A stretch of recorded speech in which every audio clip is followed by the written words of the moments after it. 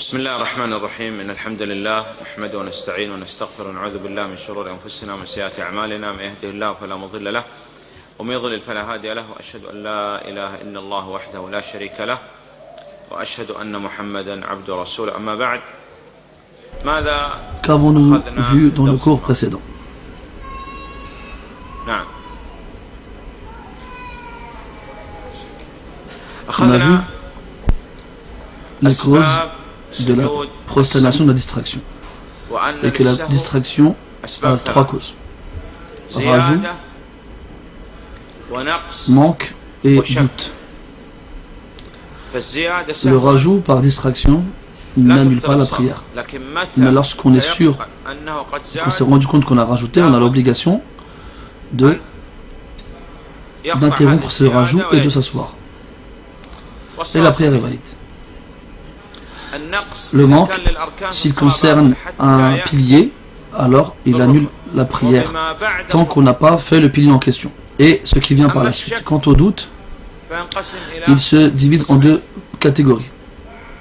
Après que l'adoration soit accomplie, on ne lui accorde absolument aucun intérêt, aucune importance.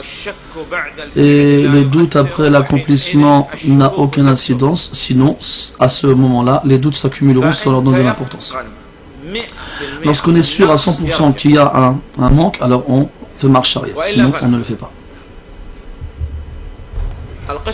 Deuxième catégorie du doute, c'est lorsque le doute est dans l'adoration, que ce soit la prière ou autre. Lorsque la personne en question a beaucoup de doutes tout le temps, on ne lui donne aucun intérêt et il fait sans prêter attention à cela. Si c'est quelqu'un qui n'a pas des doutes fréquemment et souvent, alors il essaye de donner prépondérance à une des deux possibilités. Si c'est le cas, alors il la prend en compte et il se prosterne. Et s'il n'arrive pas, alors il se base sur le minimum et il se prosterne aussi à la fin pour la distraction. Ça, c'est les causes de la prosternation à la distraction. Est-ce qu'on se prosterne avant le salam ou après le salam? L'auteur, Cheikh Sa'di, dit qu'il fasse avant ou après, les deux sont valides, il n'y a pas de problème. On a cité aussi que la prosternation de la distraction ainsi que la prosternation de la reconnaissance, c'est-à-dire du bienfait, c'est-à-dire le fait de remercier Allah pour cela, ainsi que la prosternation de la récitation, due à la récitation du Coran. Ces types de prosternation-là, on avait vu que précédemment,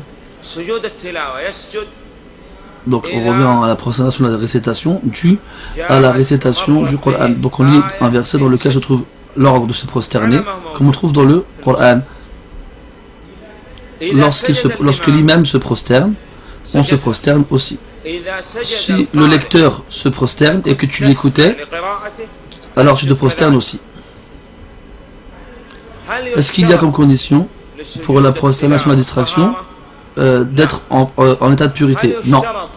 Est-ce qu'il est une condition pour la femme, lorsqu'elle se prosterne pour suite à la récitation, de se couvrir les cheveux? Non, ce n'est pas une condition non plus.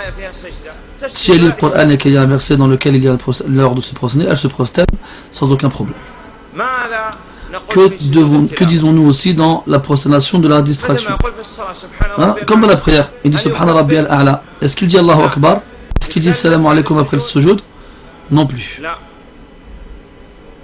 Et aussi, la troisième catégorie, la prosternation de la gratitude, de la reconnaissance et du remerciement.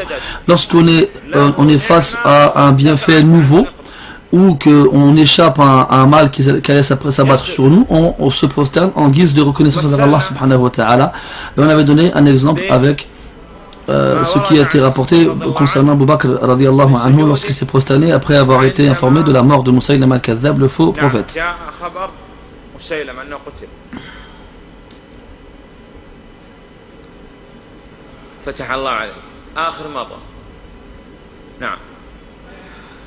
Quoi d'autre? On a vu que les moments dans lesquels la prière est interdite sont au nombre de 5. Et on a vu les sagesses qui justifient cette interdiction. Du moins quelques-unes. Tu n'es qu'un esclave, tu ne peux que te soumettre aux ordres de ton Seigneur.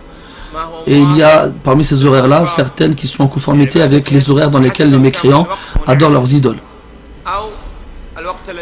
Il y a certains parmi ces horaires aussi dans lesquels le feu de l'enfer est attisé. Et c'est aussi un moyen qui pousse l'être humain à avoir envie de faire la prière. Car c'est en interdisant la personne des fois qu'elle a envie de faire la chose. Et la législation islamique a aussi été déterminée de façon à ce que les gens aient envie d'adorer Allah subhanahu wa ta'ala. Des fois tu fais la prière de l'Fajr à 7 heures, des fois à 6 heures, des fois à 5 heures, des fois tu jeûnes en été, des fois tu jeûnes en hiver et ainsi de suite. Dis-le, appelle Saïd. Juste là, Saïd s'appelle Saïd. يجعلك ترغب في الصلاة ولهذا تجد في أوقات النهي بعد هذا الوقت يأتي وقت صلاة. الآن عندما منعت في الوقت الأول والثاني تأتي صلاة الضحى، صلاة الأوابين، صلاة الإشراق.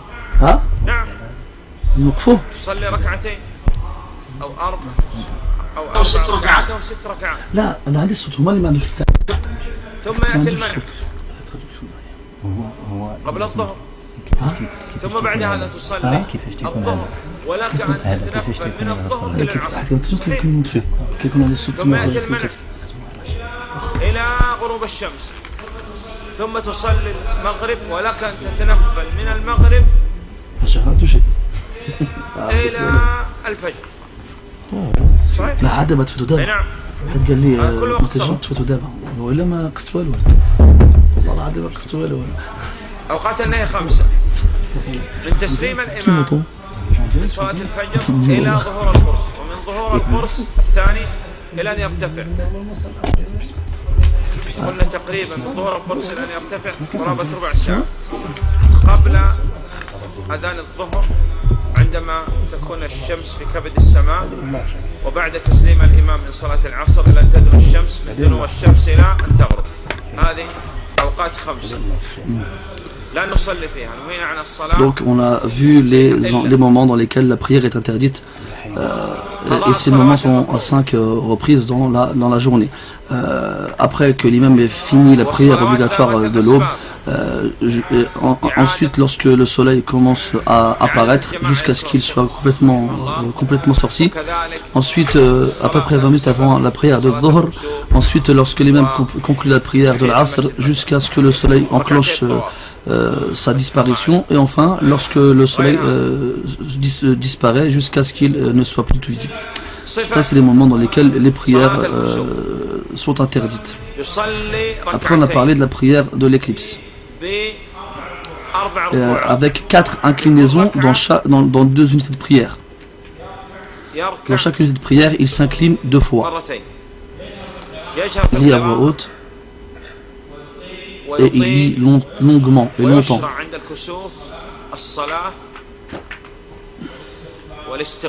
Et durant l'éclipse, il est légiféré de prier, de demander le pardon d'Allah Ta'ala et de faire l'aumône. On a vu que certains savants voyaient que cette prière-là était obligatoire. Et on appelle afin d'effectuer cette prière-là, et le prophète sallallahu alayhi wa sallam est sorti accompagné cette prière-là et il a ordonné à ce qu'on le fasse. Et après la prière, on fait un sermon. Le prophète faisait un sermon alayhi wa sallam.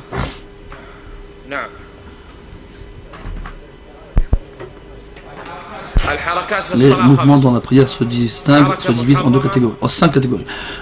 Des mouvements interdits comme le fait de manger et de boire ou de rire, de se tourner vers la droite, vers la gauche beaucoup de fois jusqu'à ce qu'on sorte de la direction de la Qibla. Le fait de parler volontairement en connaissant le jugement et sans que ce ne soit le fruit d'un oubli. Quant à ce qui est détestable comme mouvement, c'est le fait de bouger sans qu'il y ait un besoin, mais pas énormément. Et s'il y a un besoin, alors cela est toléré. Tout mouvement sur lequel repose la perfection de la prière est un mouvement recommandé. Et tout mouvement sur lequel repose la validité de la prière est un mouvement obligatoire. Quoi d'autre encore?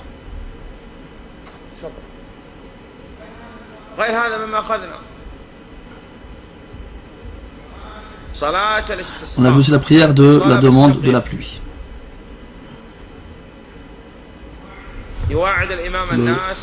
L'imam exhorte les gens afin qu'ils sortent de chez eux afin de se réunir pour faire la prière de la demande de la pluie.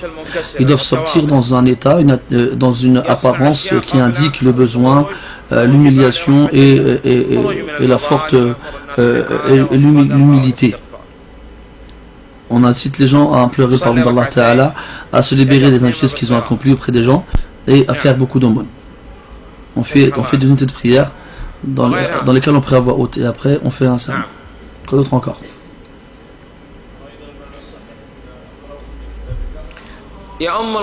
On a vu les conditions qui donnent la priorité à la personne afin qu'elle préside la prière. En premier, la lecture, c'est-à-dire la bonne prononciation des lettres, une bonne lecture avec une méditation sur les versets et une mise en pratique de celle-ci, c'est lui le prioritaire.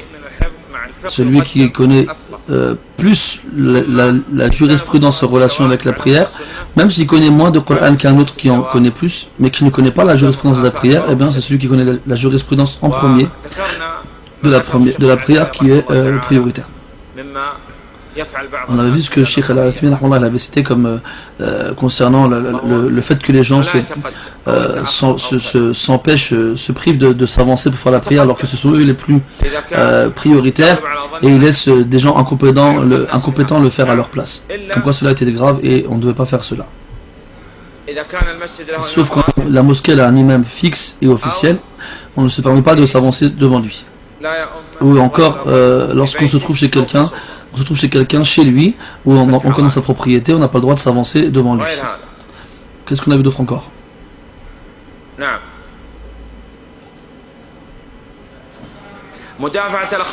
Le cas où on fait la prière et qu'on a envie de faire ses besoins et qu'on se retient. Si c'est léger, il n'y a pas de mal, Inch'Allah. Si c'est grave, on se retient tellement qu'on ne pousse plus rien d'autre que ça, alors ça devient interdit et la prière s'annule.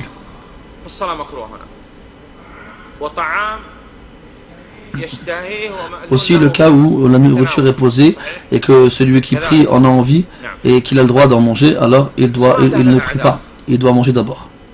On va voir maintenant les personnes qui sont excusées dans la prière, c'est-à-dire comment ils vont prier suite à des causes particulières, comme le malade par exemple.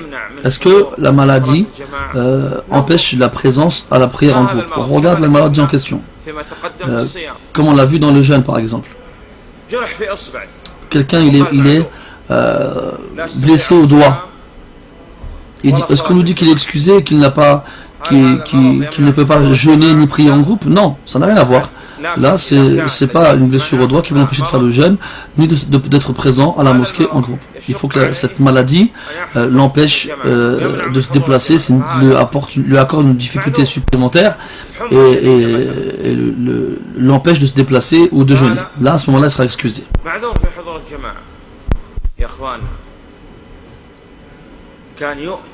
Dites-vous qu'auparavant, on prenait une personne entre deux hommes, c'est-à-dire on le portait et on le tirait, on l'amenait à la mosquée, afin de ne pas rater la prière en groupe. Car à cette époque-là, ne se détourner de la prière en groupe qu'un hypocrite dont l'hypocrisie était visible et claire et manifeste. Regarde l'assiduité des pieux prédécesseurs. Le groupe, la prière en groupe, c'est-à-dire, elle est légiférée même quand on a peur, comme dans une situation critique. On se réunit, on prie tous derrière le même imam. La prière de la peur, elle est étrange quand tu regardes bien. Et ceci indique l'obligation à ce que la communauté se regroupe, même lorsqu'ils ont peur. Un seul imam, il se regroupe. Une partie elle prie, l'autre partie elle surveille, ensuite ils changent de place. Ceci est une des preuves de l'obligation de la prière en groupe. Ça c'est le minimum qu'on puisse dire dans cela.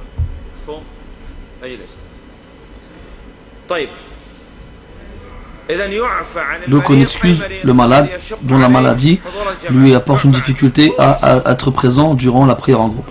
S'il peut prier debout, la prière en étant debout est un des piliers de la prière obligatoire. Comme dans la prière surérogatoire, il n'a pas l'obligation d'être debout, tout en sachant que la récompense qui lui est accordée sera diminuée de moitié. Pour celui qui ne peut pas prier debout, il a le droit de prier assis et il aura la prière complète, parce que la récompense complète, parce qu'il ne peut pas faire autrement. Celui qui ne peut pas faire la prière assis, il se met sur son côté. C'est-à-dire il se met sur son côté droit et il se met dans la direction que sa face et son corps, lorsqu'il est allongé, soit en direction de la Qibla. Comment il fait pour prier quand il est allongé sur le côté? Il imagine qu'il est en prosternation et en inclinaison. Et si jamais il est assis, eh bien il mime les mouvements. Mais il fait en sorte que lorsqu'il mime la prosternation, il la fasse plus bas que lorsqu'il mime l'inclinaison. S'il est difficile pour le malade d'accomplir toutes les prières à leur heure respective, qu'est-ce qu'il fait? Il a le droit de faire le regroupement entre al-Dhuhr et al-Asr. Soit il avance al-Asr à l'heure de Dhuhr, soit il retarde al-Dhuhr à l'heure de l'Asr. Il peut aussi regrouper entre le Maghreb et l'Isha de la même façon, c'est-à-dire il avance l'Isha à l'heure de Maghreb ou bien il retarde al-Maghreb à l'heure de l'Isha.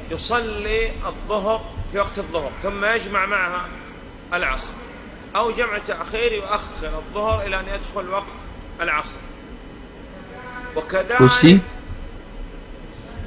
il est légiféré de façon recommandée pour le voyageur de réunir les deux prières, al-Dhuhr et al-Asr, et al-Maghrib et al-Isha. Et le voyageur a le droit de réduire les prières qui ont 4 unités de prière. Ça, c'est la réglementation. Quelles prières peut-il réduire? Celles qui sont dotées de 4 unités. Donc, c'est-à-dire al-Dhuhr, al-Asr et al-Isha. Est-ce qu'il peut faire cela avec le Maghrib? Non, il ne peut pas parce qu'elle n'a pas 4 unités. Al-Fajr non plus. Donc il est légiféré pour le voyageur de faire la prière de Dhuhr comme il l'a fait en temps normal.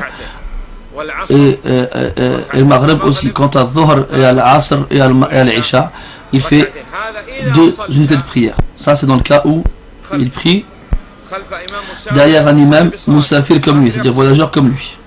Ou bien il prie tout seul.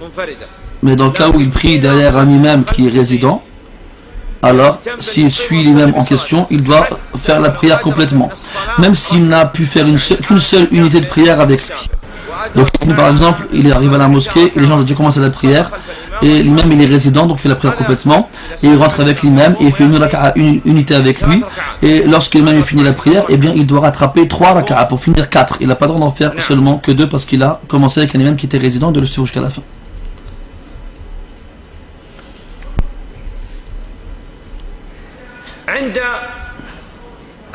On a dit que lorsqu'on est confronté à une peur, il existe une prière, notamment pendant la guerre.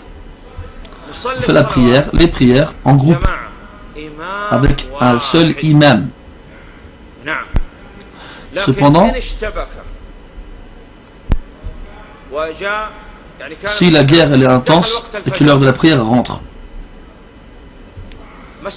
et qu'ils ne peuvent pas prier en groupe, alors ils prieront tous, chacun tout seul. Donc il y a un combattant qui a peur que l'heure de la prière ne sorte, alors il prie comme il le peut. Même si il est en train de courir ou bien il n'est pas dans la direction complètement de la Qibla, et qu'il prie. Exemple, le bateau est en train de couler et il se met à nager. Et l'heure de la prière, elle rentre. L'heure de la prière de l'Fajr. Et pas il prie comme il est. Oui. C'est-à-dire il prie en nageant.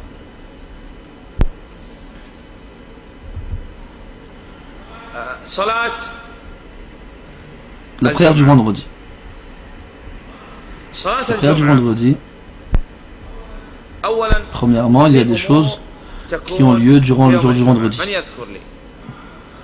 Qu'est-ce qu'il se passe durant le jour du vendredi? Qu'est-ce qu'on doit faire durant ce jour-ci?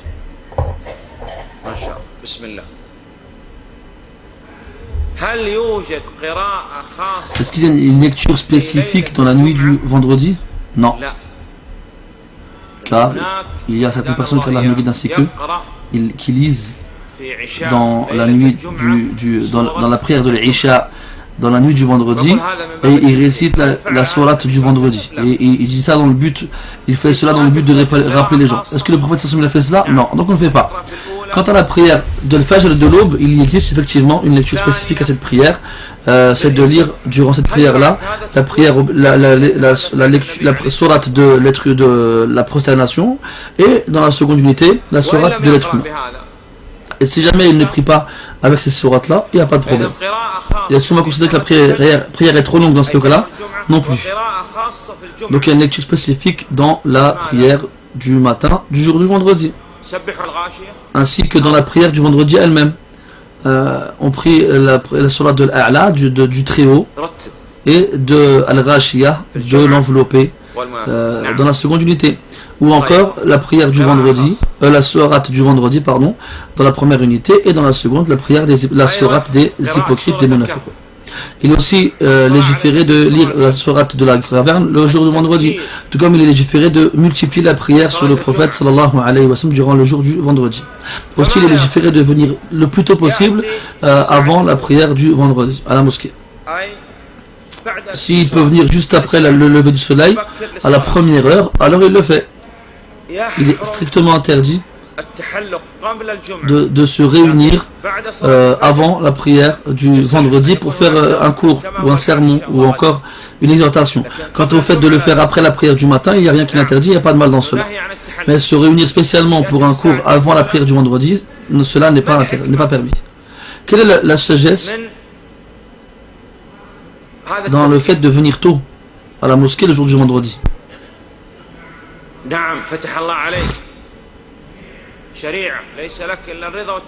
C'est la loi d'Allah Ta'ala. Tu ne peux que te soumettre et être satisfait de cela. Dans chaque fête de l'islam, tu te dois de te rapprocher d'Allah Ta'ala à travers une offrande. Dans la prière, dans le jour de la fête de la rupture du jeûne, tu fais une offrande. Allah il t'a facilité, il t'a allégé. Et ça fait partie des bienfaits d'Allah Ta'ala sur toi. Allah il a fait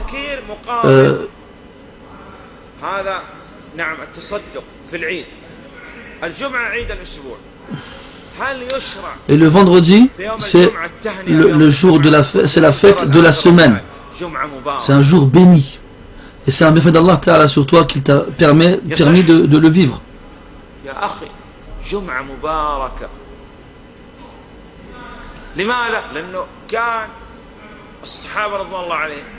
Est-ce qu'on a le droit de se souhaiter chaque vendredi bon vendredi? Non, on ne le fait pas parce que les Sahaba radiyallahu anhum ne l'ont jamais fait, alors on ne le fera pas.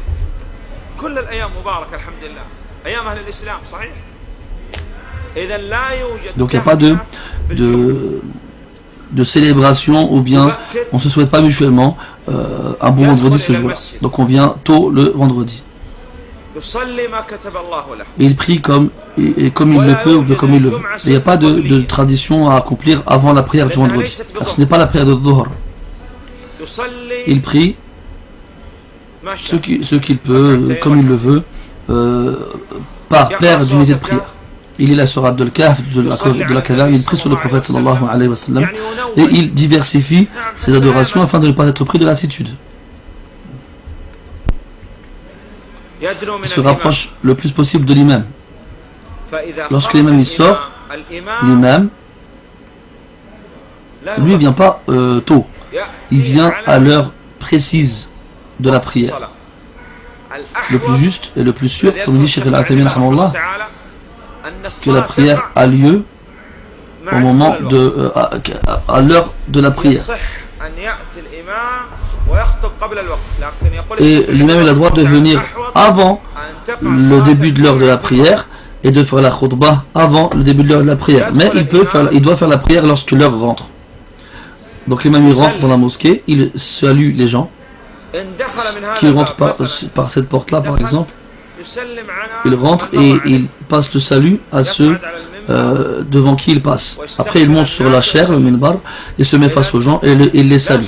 Et il ne fait pas la prière de la salat sur la mosquée.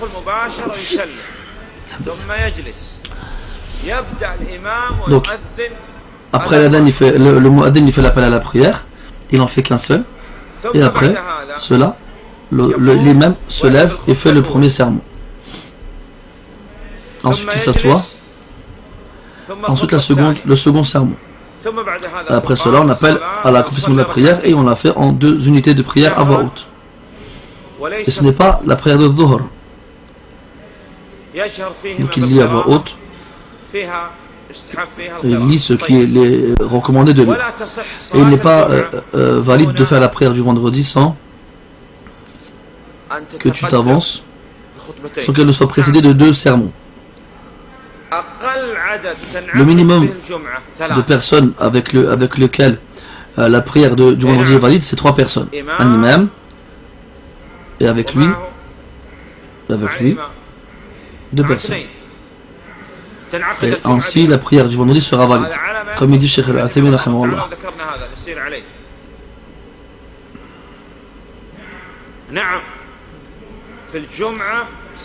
Et le vendredi, il y a une heure spéciale dans laquelle Allah Ta'ala répond aux invocations. Et les savants ont beaucoup parlé à ce niveau-là. Il y a une parole qui dit que c'est à partir du moment où l'imam il sort pour faire la prière, le sermon du vendredi. Il y en a qui disent que c'est juste avant le coucher du soleil. Quoi d'autre qu'il y a le jour du vendredi? Le fait de se laver.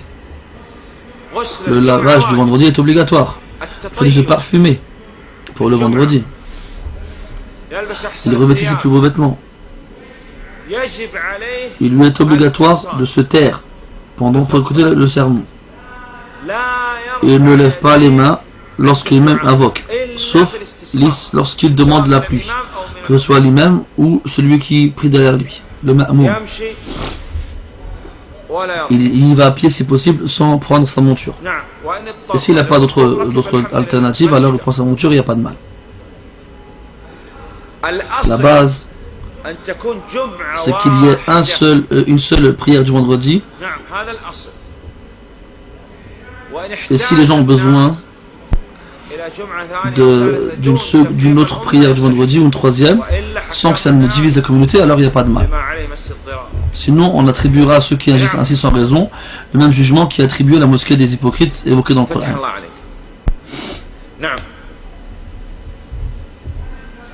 Est-ce qu'il a été prouvé, d'après le prophète sallallahu alayhi wa sallam, qu'il a prié la prière du vendredi en voyage? Non. Cependant, si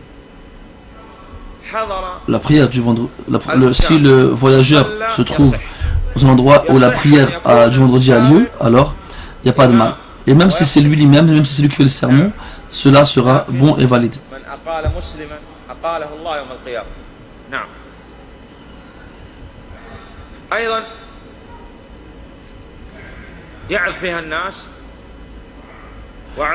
Dans ce sermon, l'imam, il exhorte les gens. Il fait partie de la jurisprudence de l'imam, le fait de faire un court sermon et d'allonger la prière, comme on l'a cité avec les sourates citées dans la sunna du prophète sallallahu alayhi wa sallam.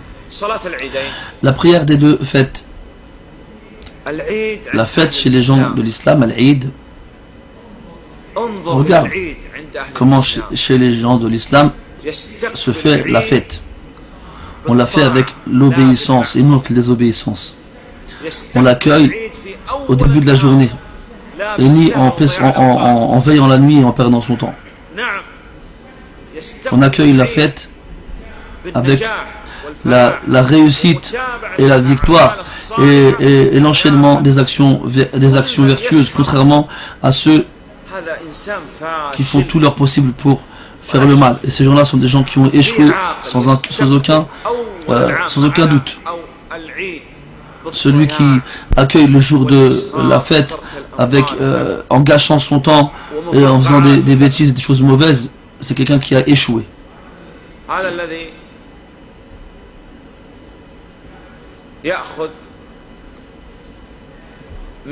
Quelqu'un qui prend 100 €, qui les brûle. Qu'est-ce qu'on va dire de lui? Il est bête, il est fou, il est stupide. Oui.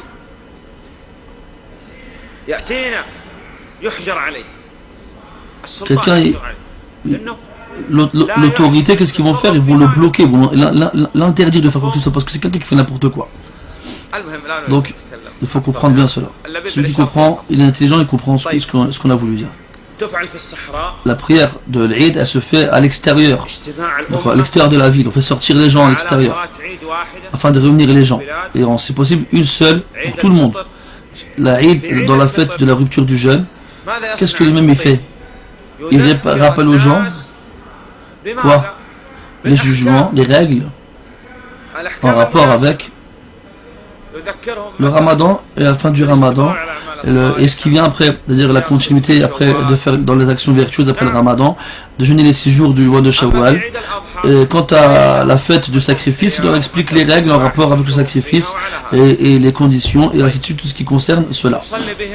Après, il préside une prière dans laquelle il y a 2 unités, sans faire l'appel à la prière, ni appeler les gens à venir se réunir. L'appel à la prière, c'est pour les 5 prières obligatoires quotidiennes, pour le vendredi et pour la prière de l'éclipse. Quant aux prières de la fête et la prière de la demande de la pluie, il n'y a pas d'appel qui le précède. Ensuite, donc, il fait le sermon et il cite les règles en rapport avec l'événement.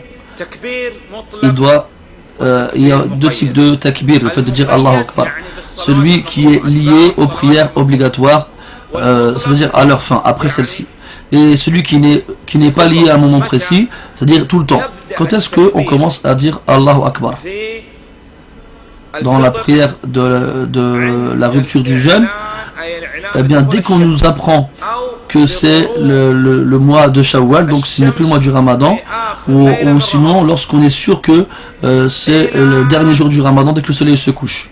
Donc on commence à dire Allahu Akbar, Allahu Akbar, Allahu Akbar, et ce jusqu'au coucher du soleil du jour de l'Eid lui-même, le jour de la fête de la rupture du jeûne. Lorsque c'est la fête de sacrifice, le takbir, c'est-à-dire le fait de dire Allahu Akbar, précis, c'est-à-dire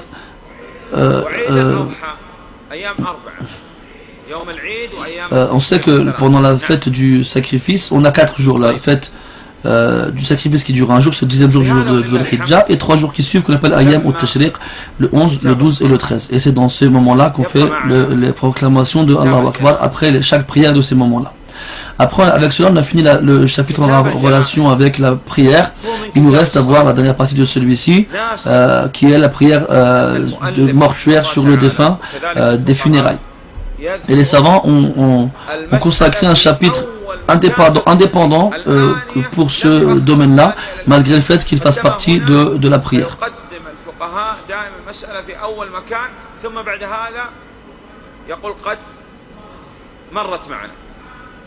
Donc là,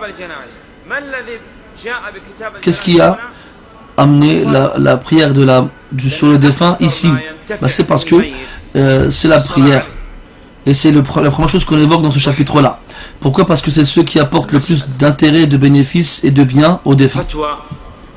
Il y a une fatwa, un avis juridique émis par le grand comité des savants, dans lequel se trouvait Cheikh Ibn Baz, Cheikh Al-Fawzan, Cheikh Al-Uthaymin, comme quoi celui qui délaisse la prière complètement, c'est-à-dire il la fait pas du tout, il la fait jamais, c'est un mécréant. Il a fait preuve de mécréance majeure. Si jamais il meurt, plutôt quand il meurt, dans cet état-là, qu'Allah nous en préserve et nous en épargne, on ne prie pas sur lui. Et on n'enterre pas avec les musulmans. Et on n'hérite pas de lui.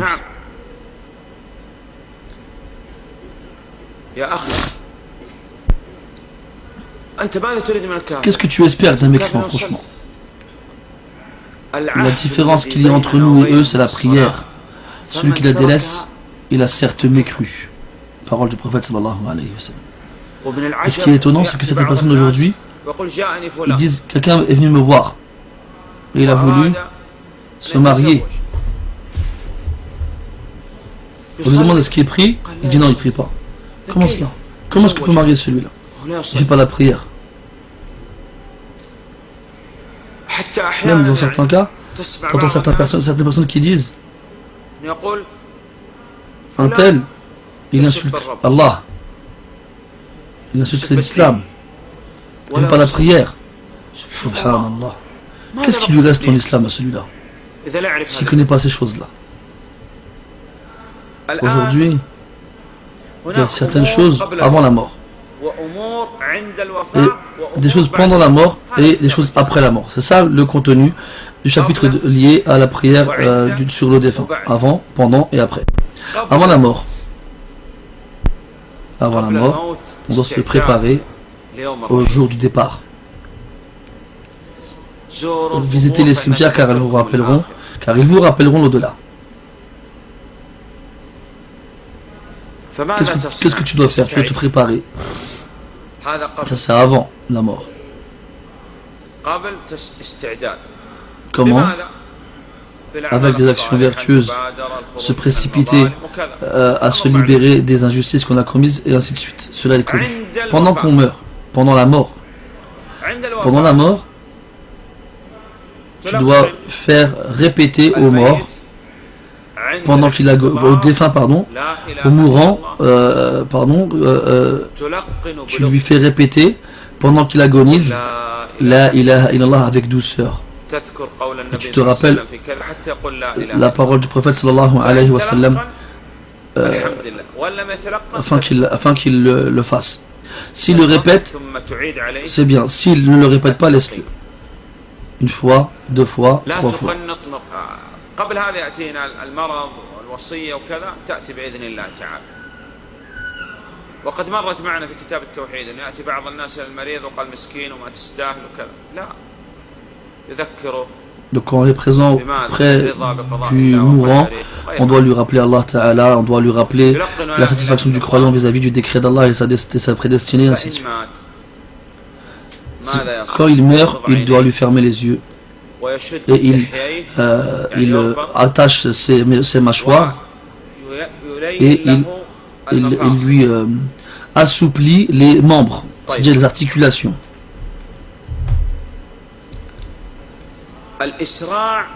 Et on doit se précipiter à préparer le défunt. Cela est lorsque on est sûr à 100% qu'il est bien mort. Les gens qui ont l'expérience, ils savent bien si quelqu'un est mort ou non. Comment? Lorsque le nez dévie sa trajectoire classique, ainsi que les pieds. Lorsqu'on est sûr et qu'on a bien confirmé qu'il est mort, alors on doit se précipiter à le préparer et à le mettre dans son linceul. Si c'est une mort soudaine, alors obligatoirement, les gens expérimentés doivent venir confirmer qu'il est bien mort. Qu'est-ce qu'on fait avec l'argent de celui-ci? Cet homme-là qui est mort et qui a laissé cet argent-là, qu'est-ce qu'on fait?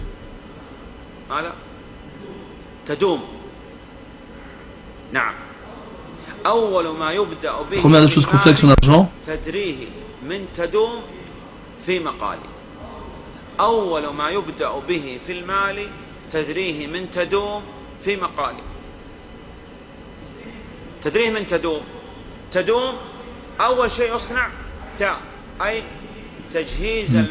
la première chose qu'on fait lorsque quelqu'un meurt, on doit le préparer de la meilleure façon, sans exagération ni laxisme. Après une longue vie dans l'obéissance d'Allah subhanahu wa ta'ala, quelqu'un il meurt. Et il a laissé après sa mort 100 millions d'euros. Alors, on a dit, obligatoirement on doit prendre de son argent qu'il a laissé après sa mort, de quoi pouvoir le préparer pour l'enterrer, sans exagération ni laxisme. Donc on prend de l'argent qu'il a laissé après sa mort, sans exagération, sans gaspillage ni avarice. On achète de quoi acheter, on achète le linceul, de quoi faire le trou, de quoi l'enterrer convenablement. Ensuite on s'occupe de ces dettes. Et il y a deux types de dettes, celle envers Allah et celle envers les créatures, les êtres humains comme lui. Ces dettes-là,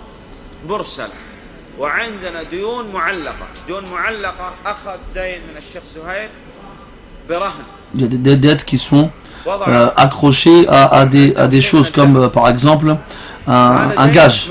J'ai laissé quelque chose que je possède à quelqu'un en échange d'une somme qu'il va me prêter.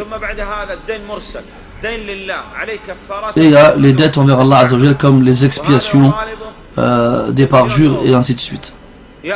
Donc s'il a assez de l'argent après lui, on prend son argent et on rembourse les dettes qu'il a envers les autres. On regarde aussi s'il a fait un testament. Si avant de mourir il a écrit qu'un tel devrait prendre 5 millions d'euros, on regarde,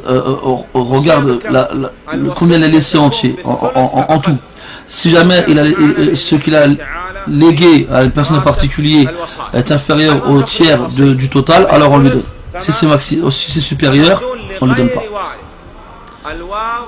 Donc il faut faire attention à ce qu'il a fait un testament avant de mourir. Et il faut que ce testament-là, ce qui va léguer dans ce testament-là, soit inférieur au tiers du total qu'il a laissé. Après cela, on doit partager l'héritage. Donc la femme le 8e et les enfants ils prennent le reste. Et ainsi de suite.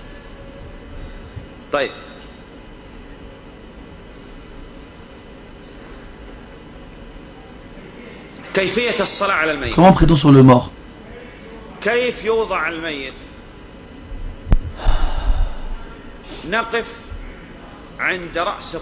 Donc quand le défunt est un homme et qu'on veut prier sur lui, on le met devant l'imam. L'imam il se met face en direction de la Qibla et la tête du défunt doit se trouver, l'imam doit se trouver au niveau de la tête de l'homme mort. Si c'est une femme, alors il se met au niveau de sa poitrine. S'il y a des hommes et des femmes qui se réunissent dans ce cas-là, qu'est-ce qu'on fait? Eh bien, on met l'imam, après les hommes et après les femmes.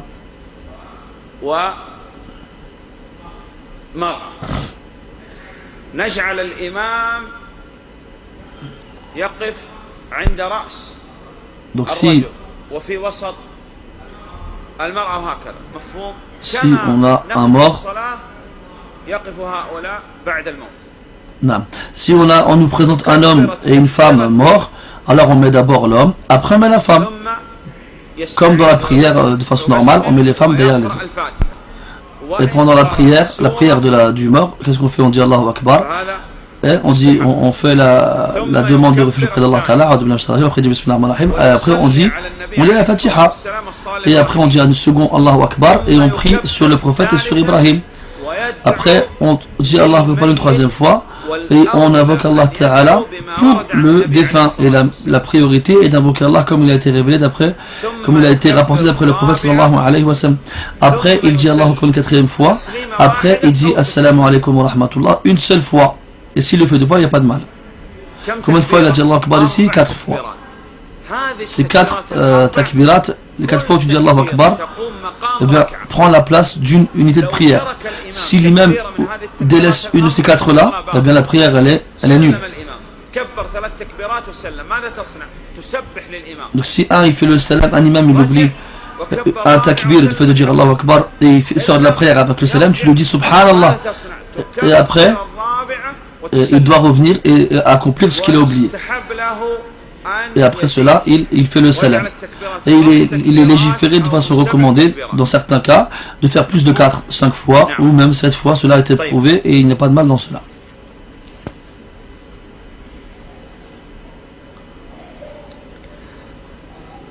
Les tombes. Donc là on a vu la préparation du mort. Le mettre dans un linceul, le ramener à la mosquée pour qu'on prie sur lui. Ensuite on le ramène au cimetière. Qu'est-ce qu'on fait dans la tombe? Où est-ce qu'on l'enterre? On l'enterre chez lui? Si jamais il demande à ce qu'on l'enterre chez lui, on l'enterre. On n'exécute pas le testament. Et si jamais il maudit celui qui n'exécute pas son testament, on ne l'écoute pas non plus parce qu'on n'obéit pas à la créature dans la désobéissance du Créateur. Donc on le ramène jusqu'au cimetière et on l'enterre. Et on fait un trou profond. Et au fond de ce trou-là, on fait un autre trou sur le côté. Et on le met de la même façon que le malade prie lorsqu'il ne peut pas prier debout ou assis, c'est-à-dire sur le côté droit. Et ensuite on le recouvre du sable.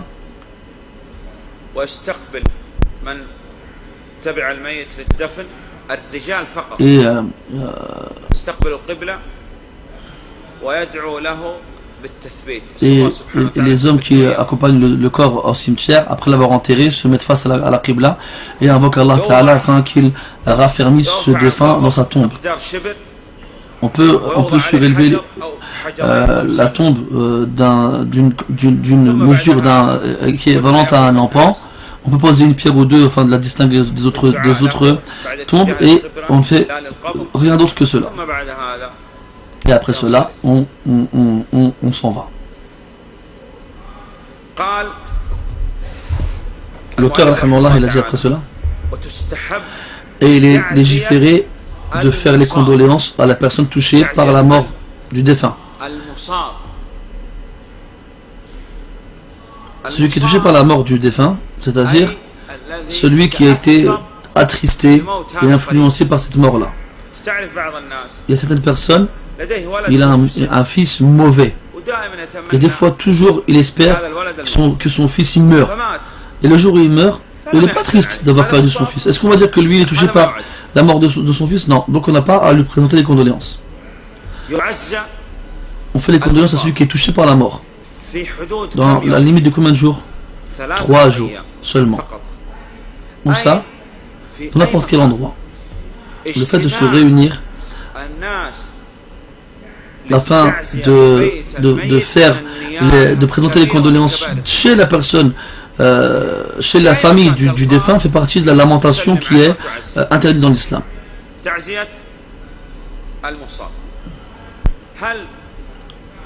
Est-ce que les proches du mort ont le droit de pleurer pour ce mort-là? Oui, ils ont le droit, tant qu'ils ne tombent pas dans la lamentation. Pleurer, c'est une chose, et le lamenter, c'est le fait d'évoquer les qualités du mort dans le but de manifester un mécontentement. Ça vient de la lamentation, ou plutôt du recoulement des hirondelles et des pigeons, parce que ces lamentations ressemblent à ces bruits-là. Le prophète sallallahu alayhi wa sallam, il a prié quand son fils il est mort, et il a dit que c'était une miséricorde. Donc il n'y a pas de mal dans le fait de pleurer seulement. Quant au fait d'hurler et de déchirer ses vêtements, de tirer ses cheveux et de se frapper, tout cela est interdit.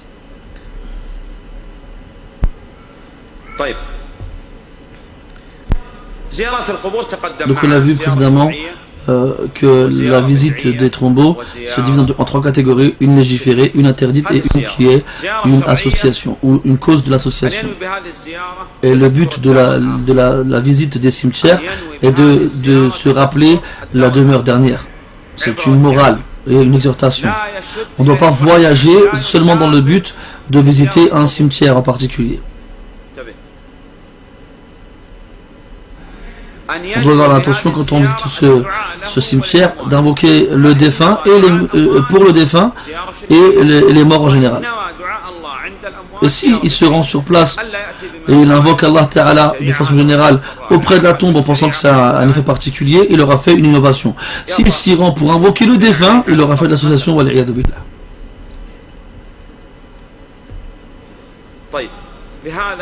Et ainsi, grâce à Allah, on a fini le chapitre de la purification et le chapitre de la prière et celui de la prière mortuaire.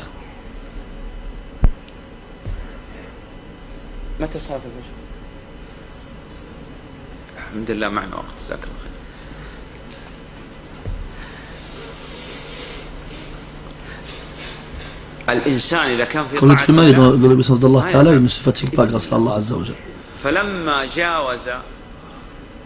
Dans Surat al-Kahf, la caverne, quand Allah il raconte l'histoire de Moussa, lorsqu'il se rend à la rencontre de Al-Khadir, et lorsqu'il a dépassé l'endroit dans lequel il devait rencontrer Al-Khadir, et il a dit à son jeune compagnon: donne-nous notre repas car nous sommes certes fatigués.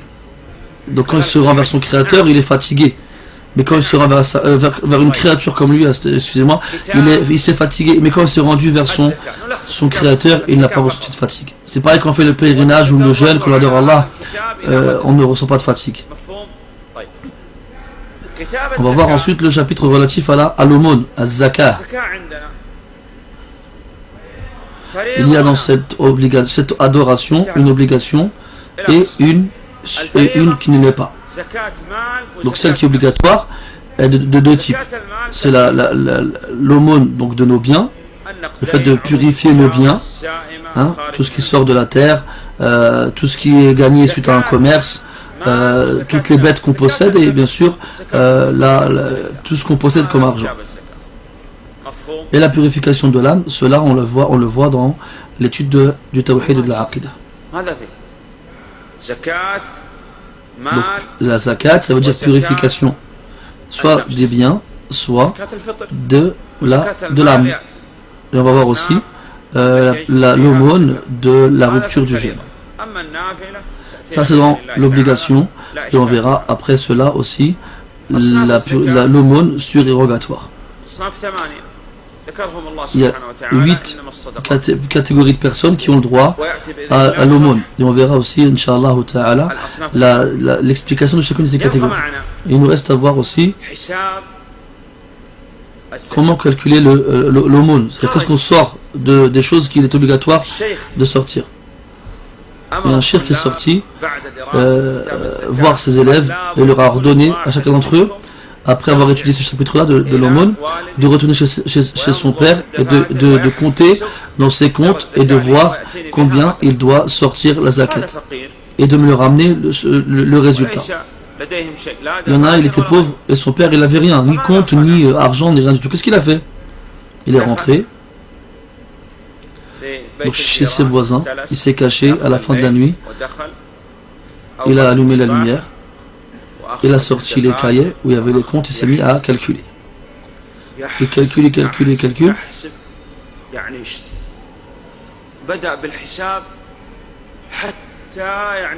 Et il est resté tellement longtemps que le propriétaire, donc le voisin, il s'est réveillé.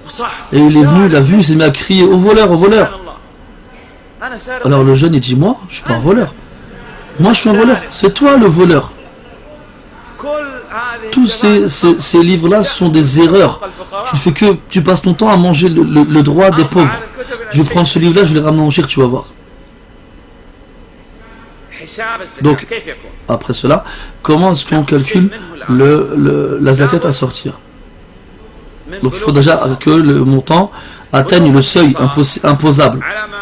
Selon le hadith, dans les bêtes qu'on possède, et ça on le verra demain, Inch'Allah ta'ala.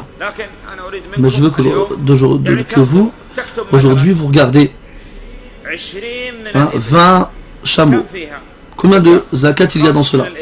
5, 3. Combien de zakat on doit sortir quand on possède ce nombre de bêtes-là? Donc entraînez-vous, regardez dans le livre et essayez de trouver la réponse vous-même. On verra demain le résultat.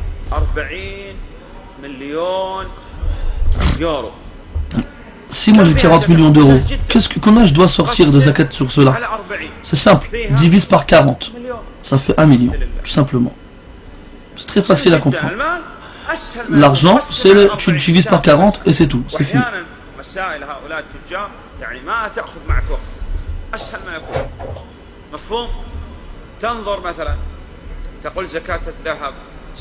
Il y a aussi l'or et l'argent, tu divises par 40.